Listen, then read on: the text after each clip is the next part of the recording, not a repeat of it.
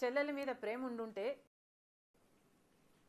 మీకు బాలకృష్ణ గారో లేక Balakrishna building IP address నుంచో మీ చెల్లెల మీద తప్పుడు ప్రచారం జరిగింది అని మీరు నమ్మింటే, మీకు తెలుసుంటే, మరి మీరు 5 సంవత్సరాలు ముఖ్యమంత్రిగా ఉన్నారు కదా. ఆ ఇష్యూ జరిగిన తర్వాత 5 సంవత్సరాలు మీరు ముఖ్యమంత్రిగా ఉండి ఏం గాడిదలు కాశారండి? ఎందుకు ఎంక్వైరీ వేయలేదు బాలకృష్ణ మీద? మీరు ఇప్పుడు చెల్లెల మీద ప్రేమ ఉన్నట్టు మీరు మాట్లాడుతున్నారే.